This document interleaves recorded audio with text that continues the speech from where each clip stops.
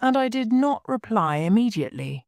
Then I said, "A business trip, Mr. Kelly." "Yes, to Germany, just for the day. It isn't a difficult job, but it's important. What do you say?" I did not know much about Mr. Kelly's business, but I did know that there was something strange about these journeys to other countries. They happened every 2 or 3 months, and after them there were secret meetings in the office, often late in the evening. I decided that I did not want to go. But I've never been to Germany.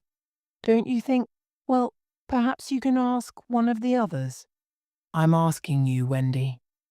I said that it was important and I want you to do it. I began to say something, but he was still speaking.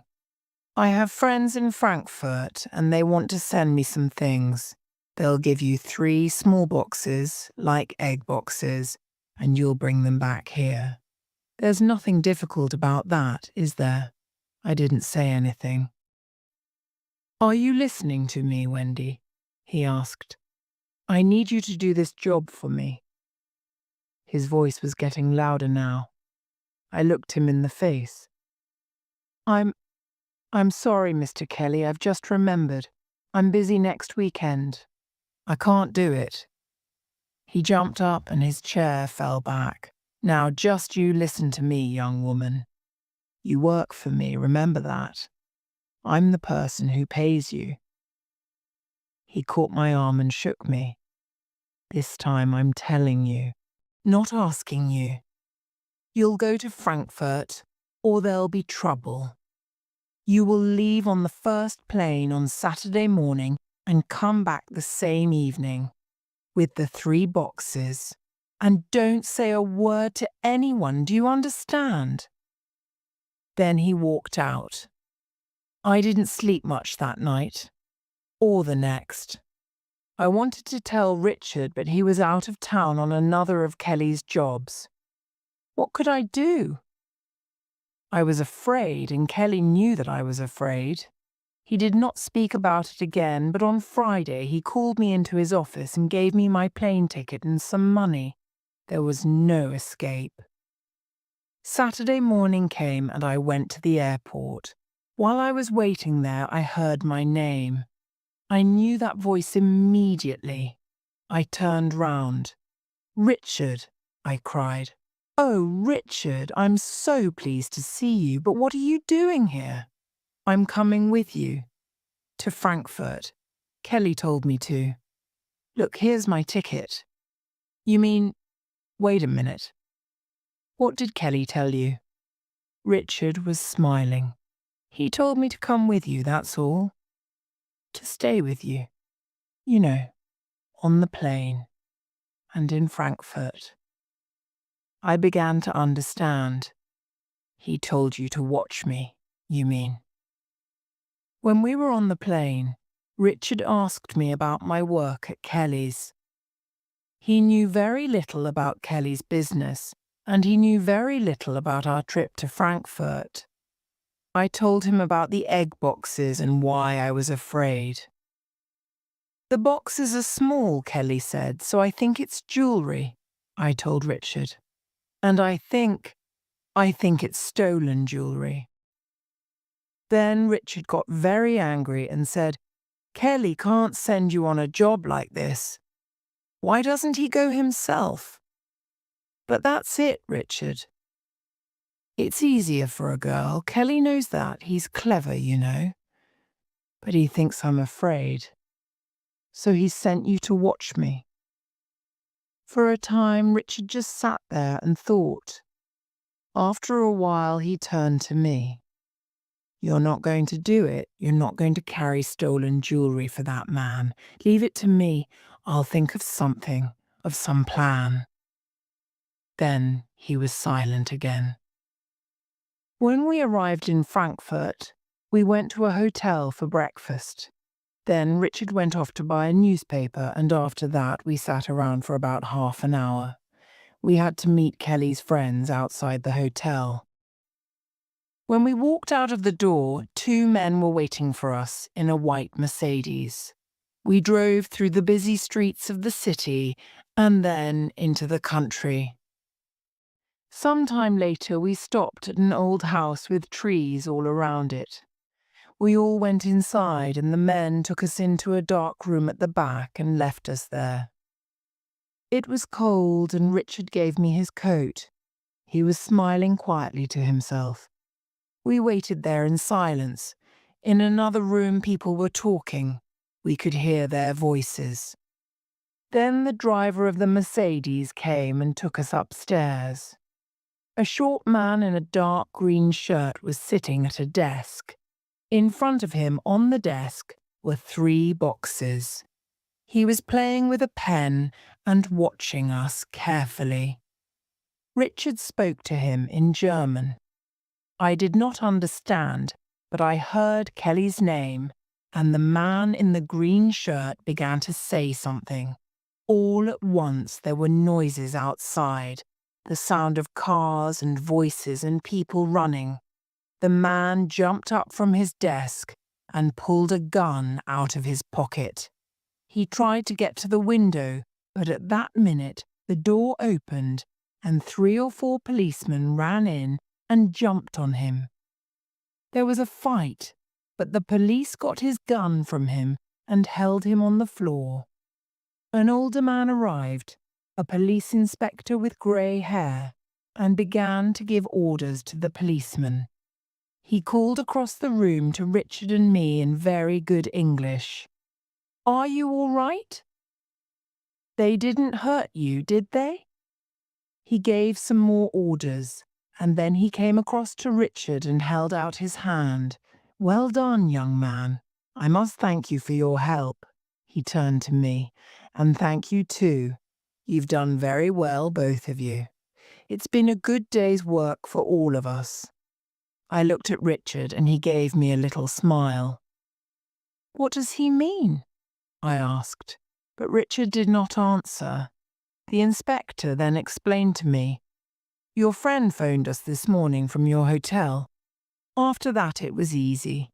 We just waited near the hotel for the white Mercedes and then followed it here." The inspector took us back into Frankfurt in his car, and when we arrived there, we went at once to his office. He ordered coffee for us, and while we were waiting for it, he said, "You've helped us a lot already, but we need your help with one more thing. There's still Mr. Kelly and his friends. We have a plan for them." Oh yes, he knew all about Joe Kelly. He brought out the 3 boxes and put them on the table in front of us. Then he said, "We would like you to take these back to England with you." Richard and I looked at him in surprise. The inspector waited for a minute and then went on, "You don't need to be afraid. Perhaps you're thinking about the British police, is that it? Everything will be all right. I will speak to Chief Superintendent Edwards in London, and there'll be no trouble for you. Now listen carefully. Just give the jewellery to Kelly. He won't know about the accident to his German friends, and you must not tell anybody about it or about our conversation today. That's very important. The British police will watch Kelly and wait. Do you understand?" This plan sounded dangerous to me, but Richard said, "Yes, of course, we'll do it, won't we, Wendy?" Richard is not afraid of Kelly, you see. So we brought the boxes back with us on the Saturday evening plane from Frankfurt. We did not get back until nearly midnight, but we took the boxes at once to Kelly's house. He told us to wait and then went into another room. When he came back, he was very happy. He put his hand in his pocket and took out some gold earrings. "These are for you, Wendy, for your birthday next Thursday." "No, Mr. Kelly, no, you mustn't." "I can't take them, really, I can't." "Of course you can," Kelly laughed. "You've worked hard for them, And we must have a party for you. Let's get some people together on Thursday night. Where would you like to go? To the Ritz? Or perhaps a disco? No, I know. And he began to sing. Let's all meet at Maxim's. We'll have a wonderful time. I told him 3 times that I didn't want a party, but he didn't want to listen. He was too pleased with himself. Oh yes, Wendy. We must have a party. And you must wear the earrings. Then I'll know you're my good little girl. His mouth was smiling, but his eyes were cold. Richard said quietly in my ear, Just agree with him, Wendy. And take his earrings. You can give them back later. We don't want anything to go wrong now. The next few days passed very slowly. On Monday and Tuesday, everything was quiet in the office. Kelly did not speak to me again about the visit to Frankfurt. He stayed in his office most of the time and was always on the telephone. No police came to the office and nothing happened. I began to feel afraid. Early on Wednesday morning, Richard called in to see me. Is he in yet? He asked. He looked at Kelly's door. Not yet. Why? I want the keys to his office. Just for a minute. But Richard... Come on, Wendy, he'll never know. You can't go in there, Richard. He'll be here in a minute. It's too dangerous. Please, Wendy. It won't take long. I'll be out again immediately. But why? What do you want? Don't ask questions. Just give me the keys quickly. Of course, in the end, I gave him the keys. He opened Kelly's door and went inside. Some minutes passed, and then he gave a shout. I think I've got something. I went in and saw that Richard was standing in front of Kelly's desk with a letter in his hand. He held it up for me. This, he said, is going to help us. What do you mean? I did not understand. Listen. He read from the letter. The eggs arrived last weekend and they are now in my house. Be there on the 18th of April, 11 a.m. The 18th, I said. That's next Saturday. Just then I heard a car outside. That's him, I cried. Quick, put that letter back. You must get out of here at once. I ran through to my office with Richard behind me. Out there, quick. I pushed him into the kitchen and at the same time the door opened and Kelly walked in. Good morning, Wendy. He did not stop but went into his office and closed the door behind him. Richard then quickly left the office and I did not see him again that day. He phoned me the next afternoon, which was Thursday. I knew at once that he was unhappy about something. What's happened, Richard? I asked. I'm not working for Kelly anymore, he told me. This morning Kelly told me to do another of his little jobs for him, and I said no. So he started shouting at me, and then he told me to go, so that's it. I'm looking for another job. He gave a little laugh. And worse than that, he hasn't paid me, and now I can't buy you a birthday present. Oh, Richard, that's not important, I said. But are you coming to Kelly's party for me at Maxim's tonight? I won't go without you. You must come. I can't, Wendy. I'd like to be there, you know that. But we mustn't meet until after Saturday. Why not? What's happening on Saturday? And what's happening about the egg boxes? What are the police doing? Kelly says I must wear my new gold earrings at the party, but I don't want to.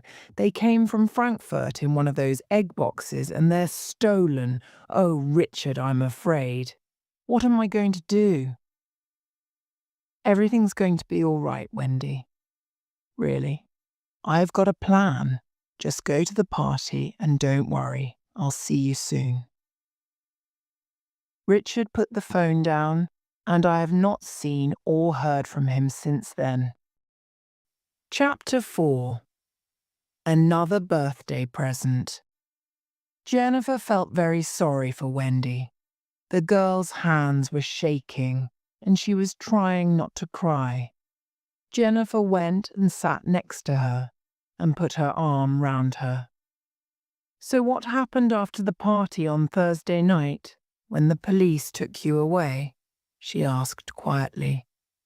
"Oh, it was terrible," Wendy said. "They took the earrings from me, of course, and they asked a lot of questions. I told them that the earrings were a present from Kelly, and I told them all about the police in Germany, but they didn't believe me. They told me to go to the office on Friday and not to say anything to anybody. And they wanted to talk to Richard." Wendy turned to Jennifer. "What am I going to do?" she asked. "Why didn't the police believe me? Haven't the German police talked to them? And where's Richard? I can't find him." She began to cry quietly. Jennifer stood up. "We must phone the police in Germany," she said. "I'll talk to that policeman Barrett, who came to see me last night. And—" Just then there was a knock on the door. Jennifer went to the door and called out, "Who is it? It's me." "Richard!" came Richard's excited voice. Jennifer opened the door quickly. Beside Richard there were two policemen, Barrett and another taller man. "Everything's okay," Richard said happily. He turned to the two policemen and smiled. "And you're not going to lock me up, are you?" "I'm very pleased to hear that," said Jennifer. "But what's going on? Can somebody please explain?" They all went into the sitting room, and Wendy jumped up. She looked at the policeman, and her face went white. Everybody began talking at once, and Richard put his arms round Wendy. The tall policeman laughed and turned to Jennifer. "My name is Edwards," he said. "I'm sorry about Barrett's visit to you last night, but we didn't know about Richard and Wendy then. I talked to the Frankfurt police an hour ago. We already knew about the stolen jewellery in Germany, of course, and we were watching Kelly. But they didn't tell us that they caught the German thieves last weekend, or about their little plan with Richard and Wendy. They wanted to keep it very secret. They were afraid that Kelly would hear about it. But we know now, and everything's all right." "But what about Kelly?" cried Wendy. "And the egg boxes," Barrett smiled. "You'll have to find a new boss. Kelly is going to be in prison for a long time. We got him this morning. But it's Richard's story. He's been very helpful to us. He can tell you all about it." The two policemen left, and Jennifer turned to her young brother. He was sitting with his arm round Wendy, and her face was now bright and happy. "Well," Jennifer said, "start talking, Richard." "I've told Jennifer all about last week," Wendy explained, "and she was in Maxim's on Thursday night." "But what happened this morning?" Richard laughed. "When I looked in Kelly's office last Wednesday, I found that letter about the eggs. You remember, Wendy? Well, the German policeman told us to do nothing, but I wanted the British police to catch Kelly. Perhaps they were watching Kelly carefully, but I wanted to be sure. So early this morning I went to the police station and told them about the letter. They were not very friendly and they kept me in the police station. But they went to Kelly's house at 11 o'clock. They found Kelly there and two other men who were buying the stolen jewellery from Kelly. So they brought Kelly and the two other men into the police station and the egg boxes, of course. Kelly was very angry and told the police that Wendy and I were the thieves.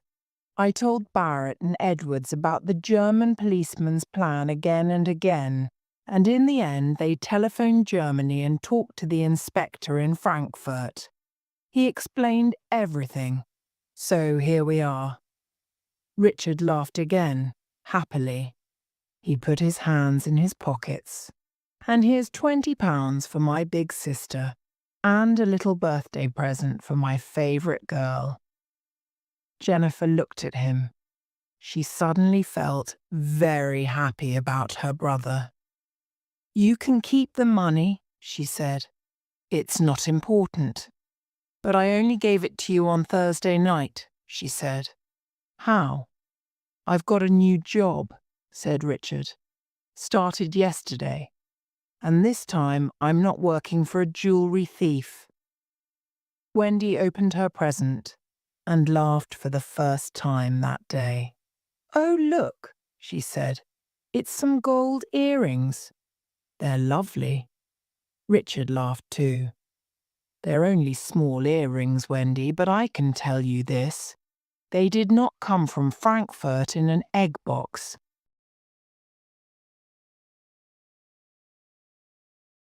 Government offices are much the same everywhere.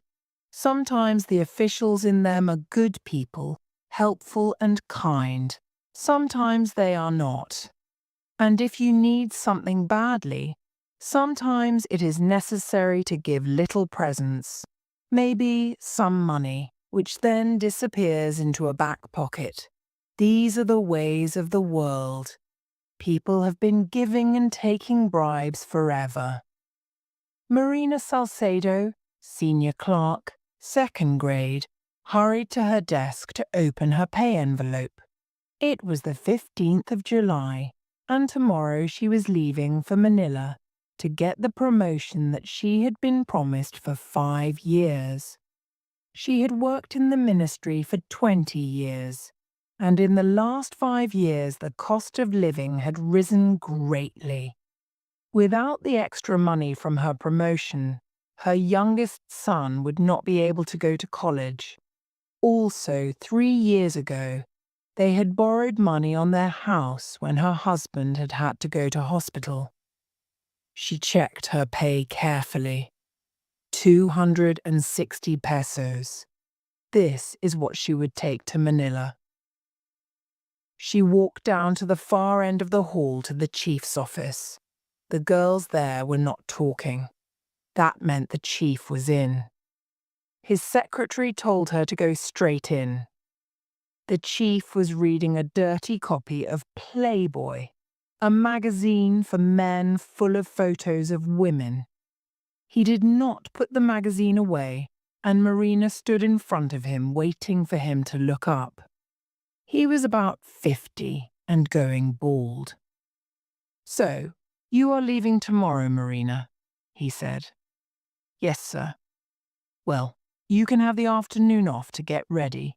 You will only have 3 working days in Manila. Do you think that will be enough?" "I would like to have 3 more days, sir, if possible." "No problem, Marina," the chief said. "Oh, and when you are there, will you please buy me the latest gabardine material for a pair of pants? I will pay when you get back." "Yes, sir." "Thank you." Gabardine material, it must cost at least 60 pesos. Last time the chief wanted a pair of Levi jeans. They had cost 120 pesos. When she returned, they had played this little game. He saying he must pay, she refusing to take the money. After all, he was not a bad boss. 3 days off with pay, for example. And he did not try to touch her in the way he did with the other women clerks. The bus left at 6 in the morning, driving along the valley through the newly planted rice fields, the water shining in the early morning sun. The roads were good, with strong new bridges, making the journey to Manila only 10 hours. It used to take a full day. This was progress, the kind that people could see and enjoy.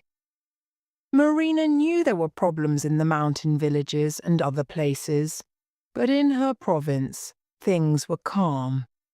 Her own life was not so bad. She and her husband had finally built a house, 3 children, 1 married, and soon to leave for the United States. another soon to finish college, and the youngest nearly finished high school. But the cost of living had gone up. They had to cook on wood fires and could not afford to buy toilet paper. 5 years ago, she had asked for promotion. She had gone to Manila twice about it, and finally she had received a notice saying it would happen. The bus arrived in Manila as it was getting dark. Marina walked to the street where her second cousin lived. They had been college students together. She would probably sleep on a hard sofa in their living room, but that was better than spending 30 pesos on a cheap, dirty room somewhere. They were having dinner when she arrived, and, like a good relation, she had brought meat, fish, and rice from her province. They seemed pleased to see her, but Marina noticed that her cousins soon asked, "When will you leave?" "I won't be here more than a week," she said, "and I won't eat here. I'll spend every day at the ministry following up my papers." She was up at 6 the next day. Her cousins' children, aged 13 and 14, were getting ready for school. They had kept her awake playing rock music in the night. When she arrived at the ministry, she went straight to personnel. The people that she worked with years ago in that office had all left, and there was nobody she knew. She asked for the person who worked on the papers of staff promotion and was sent to the other end of the office, to a fat woman in her early 30s, with bad teeth, thin hair, and a uniform that was too small for her large body. The woman brought out a list and read through it carefully. Then she moved some papers around on her desk and looked up with a fat little smile. "I am sorry, Mrs. Salcedo, but your name is not here. Maybe the forms got lost." "But it cannot be," Marina said. Her voice got louder. "I have the official letter from you." She quickly pulled it out of her handbag. "Here, and the file number." The woman shook her head, and her fixed little smile did not change. "Mrs. Salcedo," she said sweetly, "I will have to look through the files, hundreds and hundreds of them. Oh, I will have to ask one of the boys." She opened the drawer in her desk that was closest to Marina. "Why don't you drop a 20 peso bill in here for him?" For a moment, Marina Salcedo could not believe this was happening to her. She worked in the same ministry as these people.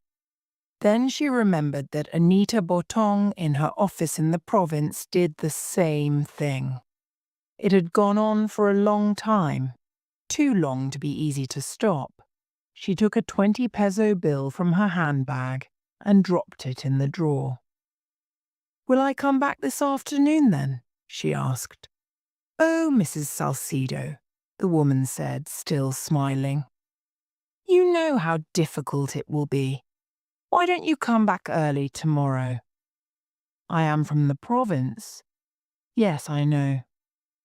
"I will do all I can to help you." She had nothing more to do. She left the ministry and took a jeepney to the market in Quiapo. What was the best kind of gabardine, she asked, and what did it cost? In the end, she bought the material in one of the big department stores for 34 pesos. Then she looked round the rest of the market and found that food prices were higher than at home. So, prices in the province were not so bad then. She spent 5 pesos on a bowl of noodles with chicken for lunch, then walked around the city. She had not been to Manila for some time, and it had changed a lot. In Makati, a very rich area, there were tall, glass-sided buildings, and the streets were clean. It was like America. She thought of her son, who would soon be in America. One day in the future, she and her husband hoped to join him there. But the future was here, in Makati. And if this was the future, was it necessary to leave the country? The next morning, back at the ministry, the fat woman had found her papers. But there was a new form to complete.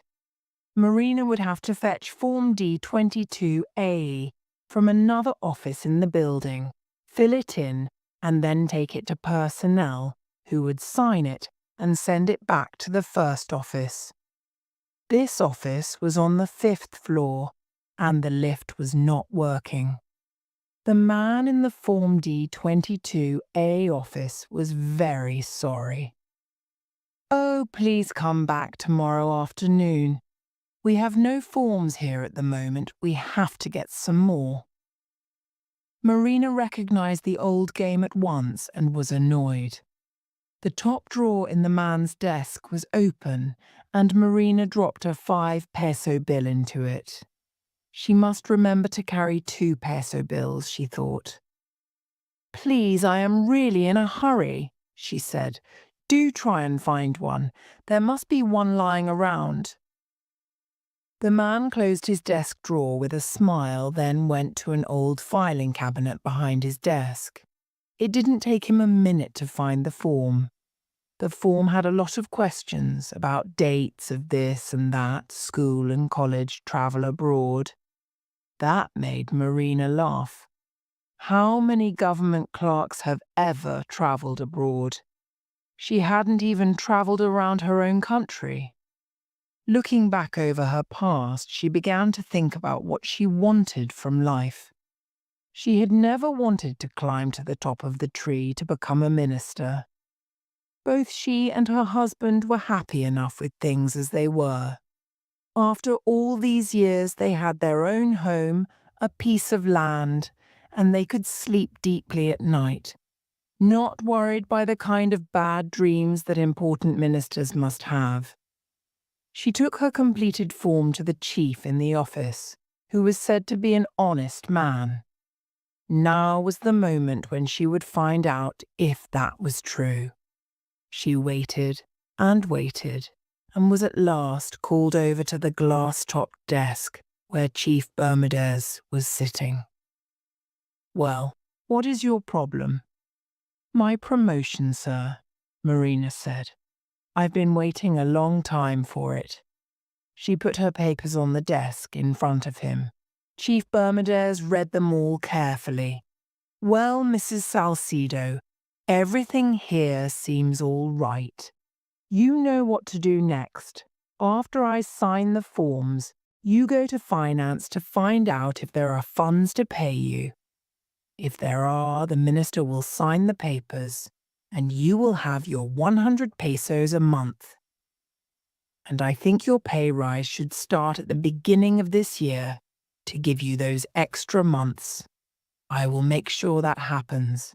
He began to sign the papers. "I know you have worked for the ministry for a long time. Things happen too slowly sometimes. I should not tell you this really, but we must be patient.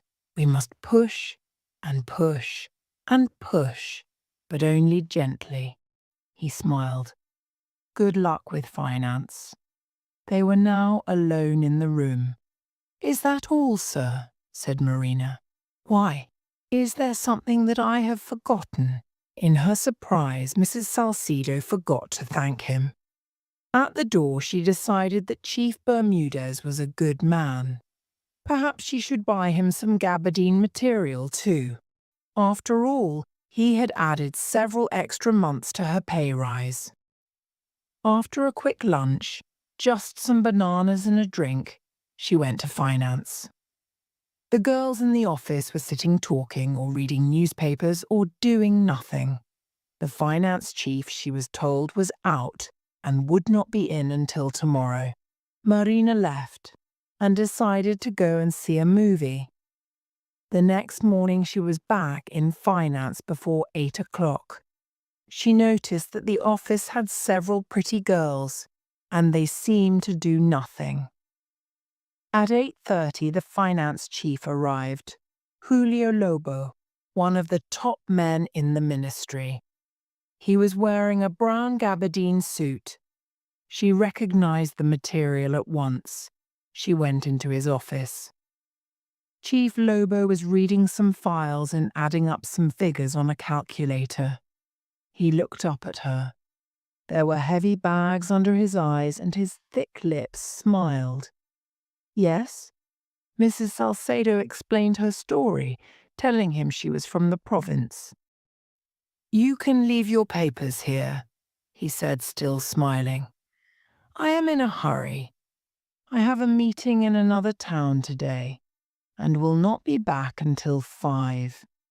You can come and see me then. Marina now had to wait all day, and this endless battle to get her promotion was giving her a headache. But it could be worse in other ministries. She knew a teacher who had to pay 1,000 pesos just to move to another town. It was raining outside, so she decided to stay in the building and visit the education office where she had friends. At 3 o'clock, she went back to wait outside Chief Lobo's office and tried to read a novel, but it did not hold her interest. The pretty girls in the office were all talking about the disco they were going to that evening. At 5, Chief Lobo arrived, and some of the girls went in and out with papers. When they had left, Marina went in. Ah, Mrs. Salcedo. Yes, your papers are still here. I will work on them tomorrow, Saturday. Did you know I work even on Saturday? No, sir. Well, I do. He smiled, showing teeth yellow from cigarette smoke. He looked at his desk diary, then at her papers again. 100 pesos a month. Why, that's 1,200 pesos a year. Surely you can afford to buy me a 40 peso dinner. Yes, of course, sir, she said. Well then, my favorite Japanese restaurant is in Ermita. It's easy to find. I'll be there on Sunday evening at 7. I will have your papers. All finished. I see no problem, really. Thank you, sir, Mrs. Salcedo said. 40 pesos. If she did not eat, she could afford the meal. She would still just have enough to buy her bus ticket. During Saturday and Sunday morning, Marina did not leave her cousin's apartment. Going out meant spending money. So she made rice cakes, cleaned her cousin's kitchen, and washed the floor and the walls in the living room. When the family came home Saturday evening, the place was shining clean, and her cousin was very pleased. On Sunday afternoon, she went out to find the Japanese restaurant. It was mostly foreigners eating there, and it looked very expensive. She would have to give the waiters something too. She must be honest with Chief Lobo. Tell him that she did not have the money, that she would give him a present later, when she had got her pay rise. From there, she went to the Manila Hotel, where in 1955 she had danced with her boyfriend, later her husband, when they finished their university studies. It was pleasant to remember those days. But the hotel had changed. It was all new inside, with thick carpets and fine wooden furniture. She saw the coffee shop, but she could not afford even 1 cup of coffee, so she sat on one of the deep, soft sofas, watching the beautiful people walking past. So there was progress under the government's grand new plan, as this fine hotel showed. At 6:30 she walked back to the Japanese restaurant. Chief Lobo was there, his fat stomach too big for his blue jeans and his t-shirt smelly from his unwashed body. They sat down, and all around them were the delicious smells of fresh food cooking. Marina found it hard to speak. Sir, you know I am just a poor clerk in the province. I have only 100 pesos. Chief Lobo's hand came down heavily onto her knee and stayed there. My dear woman, he said, We are not going to spend all that. I will just have tea and some fish. Too much food is bad for me, but making love is not bad for me. So, after this, we go to a motel. That will be no more than 40 pesos. Marina did not want to believe what she had heard. Then she remembered office talk about the finance chief, how he behaved towards women, what he asked for. I have 3 children, sir, she said miserably. My oldest is married. I have a grandson, the first. That's wonderful, said Chief Lobo. But you don't look like a grandmother. He looked at her body hungrily, and Marina felt her face turning red. You have a good body. Very nice. Surely, sir, with all those pretty girls in your office. Chief Lobo laughed. Ha! You noticed, he said. But they are young. They need teaching. I don't want to be a teacher all the time. I enjoy beautiful older women, like you. His hand moved higher up her leg. I am 45, said Marina. But you don't look 35, he said. She followed him to his car outside in the street. Her mouth was dry with fear. She must be good to him. The future was in his hands. She tried again and again to talk him out of it, but he did not listen. Alone with him in the motel room at last, she begged him one more time. Sir, please, I will give you half the money I get from my promotion, I promise. Chief Lobo looked at her in surprise. Stupid girl, he said angrily. It's not money I need. He began to take off his shoes. When she did not move, he shouted at her, Take off your clothes. My poor husband, my poor children, Marina cried softly as he began to touch her. She was back at the apartment at 9. She took a long shower, hating Chief Lobo, hating herself, hating the world. How would it be tomorrow when she saw him again? He had not even brought her papers as he had promised. She did not sleep much that night. When morning came, she knew she must go on, finish the job. After that terrible evening, there was no battle that she could not fight. Nothing could stop her now. Chief Lobo's thick lips smiled at her when she came in. We will go up to the minister's office now, he said, standing up and picking up her papers. The minister's office was very big, with a carpet, paintings on the walls, and tall green plants in the corners. Minister Guzman was also wearing a brown gabardine suit, but Marina, looking at it closely, realized it was a finer, more expensive material. She had heard that the minister had a drinking problem. He certainly seemed strange this morning, either sleepy or drunk. Chief Lobo put Marina's papers on the desk, and the minister looked through them. Ah, Mrs. Salcedo, your promotion. I am very happy to sign these. To Chief Lobo, are there funds for this? Yes, sir, Lobo said. After the minister had signed the papers, he turned to her again. Mrs. Salcedo, how is it in your province? What are your problems? It's good to see someone from your province here. You know, your province is very important in our new society plan. Mrs. Salcedo looked at him. Was the minister serious? How could he be so drunk so early in the morning? She shook her head. We have no problems, sir. Come now, the minister said. Be honest. We need the truth, the facts. Only that way can we make progress. Marina shook her head again. Everything is fine in our province, sir, she said. All right then, the minister said. But you must work hard. All of you. You must remember we are building a new society, progress for the people, a country to be proud of.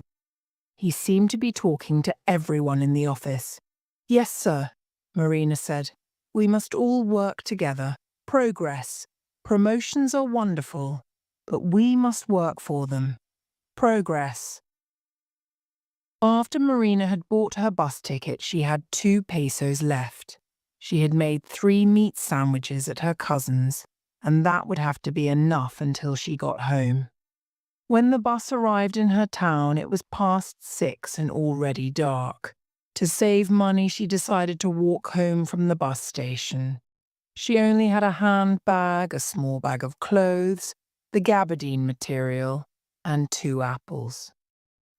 Away from the town centre, the road was unlit and rough. She and her family lived on the edge of the town where they could grow vegetables and keep chickens. She had just turned a corner when a man jumped out of the shadows and grabbed her handbag. She held onto it as hard as she could, but the man pushed her and she fell, hurting her face on the ground. He took the bag, and as he ran, she shouted after him, "There's no money in there, just my papers, my papers!" But he was gone too fast and did not hear her. She stood up slowly, feeling weak and strange.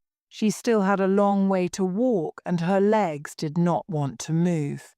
It started to rain, but her umbrella was in the handbag that was stolen. She did not mind the rain. It was losing her papers that felt like a heavy stone lying on her heart. Without the papers, there would be no pay rise. She knew only too well that nothing could make Manila send copies of her papers. She would have to return to the capital, and the thought of that filled her heart with fear and misery. At last she reached her house with the trees all around it. When she pushed the door open, her family were eating supper, and they ran from the table to greet her. They saw the dirt on her clothes, her pale face, her wet, untidy hair. To their questions she gave no answers, and Marina Salcedo fell to her knees, the anger and misery coming from her in violent sobbing. No words of kindness, of love, no friendly touch could stop the river of her tears.